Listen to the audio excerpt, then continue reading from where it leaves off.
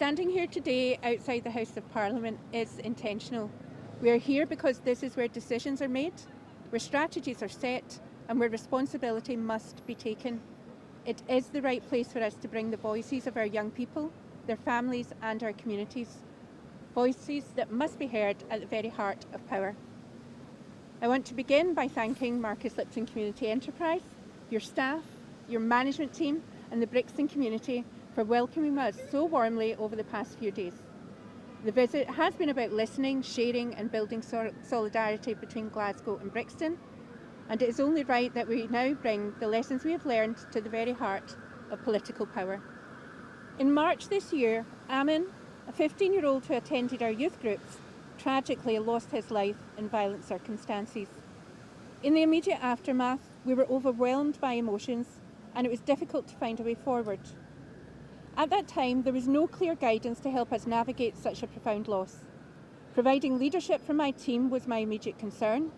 I knew they were carrying their own shock and grief while still being looked to for strength and support.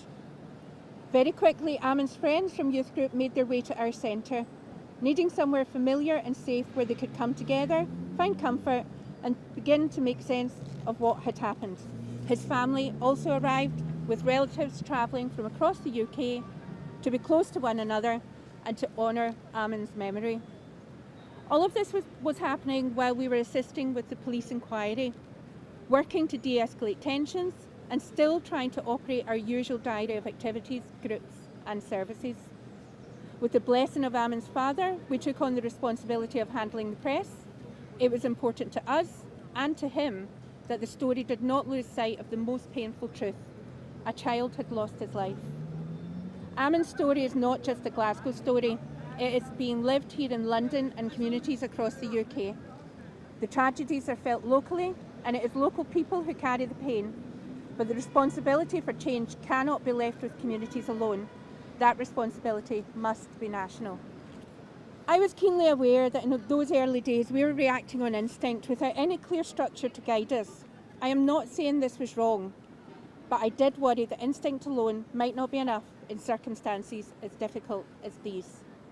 To address this, we reached out to other community-based charities seeking guidance and solidarity. The response from Marcus Lipton was immediate and powerful. From the very first conversation, it was clear they understood exactly what we were facing. This marked the beginning of a dynamic and meaningful relationship between our two organisations. We quickly came to realise that, although based at opposite ends of the country, we are facing the same systemic challenges. These challenges often result in behaviours that can lead to tragedy. What is required is action at a structural level, long-term investment, political will that extends beyond election cycles, and coordinated support that brings together statutory services, policymakers and communities. Only with this level of commitment can we hope to break the cycles that place young people at risk. Our partnership has shown that, though separated by distance, our communities face the same realities and the same risks. It has also shown us the power of connection. We stand united here at Parliament to say clearly that the time for piecemeal, short-term responses is over, and the time for lasting, joined-up solutions must begin. We are here today to set out our four asks that we need both UK and Scottish governments to commit to in full. Our first ask: leadership and responsibility. Strategies to address violence affecting young people already exist, but they will not succeed unless those delivering on the front line are meaningfully involved. We are asking policymakers to establish a dedicated resource that meets directly and regularly with grassroots organisations. This resource should act as the official liaison between community organisations and the central policy teams, ensuring strategies are informed by lived experience, not just theory. Its role must be to listen, to share new insights, to understand emerging needs, and to ensure that statutory services and policymakers are working in step with communities. We do not need government to simply give us funding and step away. We need them on the field with us, we need their expertise, we need their authority, and we need their resources. Our second ask: a public health approach. Violence affecting young people must be treated as a public health issue. This means focusing on prevention, addressing trauma, poverty and inequality, and intervening early rather than reacting after harm has been done. A coordinated multi-agency approach must be taken, one that reduces the risk and strengthens the resilience at every stage of a young person's life. Our third ask, sustained investment. Short-term politically motivated pilot projects have little lasting impact. Our young people deserve better. We're calling for long-term, properly resourced investment that creates stability, hope and opportunity. Community organisations cannot plan for meaningful change on one-year funding cycles. We need 5 to 10-year commitments that allow us to build programmes which grow with young people and make a genuine difference in their lives. Our fourth ask, a national framework locally driven. We call for a national framework on violence affecting young people that sets clear standards, secures resources and provides consistent commitment across the UK. Crucially, that framework must give local communities the power and authority to design and deliver their own strategies tailored to their own realities. Those closest to the issues must be trusted to shape the responses. I want to return to where this began, with Amin. His life, his presence in our youth groups and the pain of his loss are at the heart of why we are here today.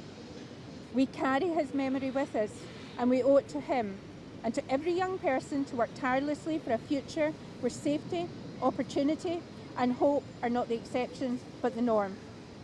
Through the connections we have built, the voices we have raised together and the determination we share, we can influence structural change that is needed to ensure that no young life is cut short by violence.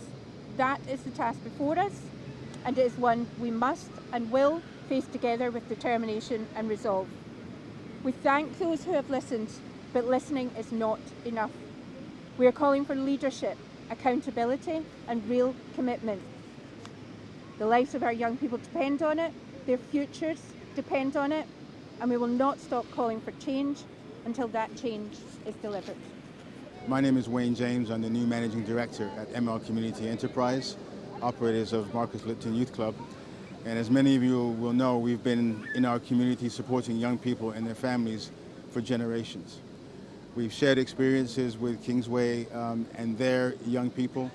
And over the last few days, we've learned that not only are things similar, but our work settings and the pressures on us as organizations are also very similar. We share a commitment and a vision to support young people, not just in our own local areas, but nationally across this country. And that's what brings us together to stand in front of you. I echo everything that Leni has said about the expectations and this work, and so I won't repeat those 4 asks, but what I will add is this. We've been doing this work now for a very long time, and we've had the opportunity to walk down the path towards solutions, working with our local statutory partners, the police, the council, schools, and we've built very strong relationships along the way. So we have an understanding as to what works and how to solve this problem for the long term. And so it's very important for us that we share this information wide, because it seems there's a number of misconceptions, and I want to try and clear some of them up. First of all, the idea that this is a problem that affects some members of society or those people, I think is one of the most scary misconceptions, because it's absolutely not true. There is no them in this circumstance, it's just us. And so as our leadership in Parliament and around the country, we're asking you to treat this matter as if it were your own children, because in reality it is. This is an us problem. Secondly, I want to speak to urgency. You know, we have a built-in ability as humans to sort of numb ourselves to certain things so we can get through the day. You can't focus on the worst things all the time, can you? But unfortunately, the risk behind that is that when we're numb to things that are really pressing and growing beneath the surface, we can realize too late and find ourselves in deep trouble. And this is the reality with this situation. We don't have time to wait for the next budget cycle or for more incidents to happen for us to drive action. We've got to move now, because increasingly across the country, no matter where we are, we're seeing incidents with knives and other violent weapons increasing across demographics in a very broad way. So we need to act now and with urgency. Thirdly, the solution. It's very easy to sit back and think, well, this is a police issue. We just need more police on the street. More enforcement is what we call it. And unfortunately, that's just a reaction to what's happening, and it won't stem the tide. It's just going to continue to wear down our Met resources, and they're already overwhelmed. To stop this problem long term, we've got to work in a preventative manner and proactively. And that means doing some of the work that Lainey talked about, working together with our organizations who have relationships with young people to stem the tide and help them see a broader perspective on life and change behavior and really adjust the setting, which is quite hostile for them right now. We've thrown our youngest generation into a world where they're impacted by social media, all kinds of messaging, and increasingly not able to have real human-to-human contact where they can learn. And that makes them very vulnerable. So the solution is not about more enforcement, although that's a part of it. The solution is about working together to create healthier settings for young people to be raised in and to grow in. Finally, I think to our politicians and our leadership, I know spending more money in this area is probably not the easiest thing you can vote for or take on. But we're going to appeal to you to reach down inside, because this requires courage. We're looking for people to look beyond personal issues and be the person to say, listen, I know this isn't comfortable or easy, but we know we have to take these steps today for a better tomorrow. And that takes courage, and we're appealing to you and the public to support that movement, because the greatest things in history have never come easily, and this one won't either. But we know if we work together, we can accomplish this. Thanks very much for your time. We look forward for your support.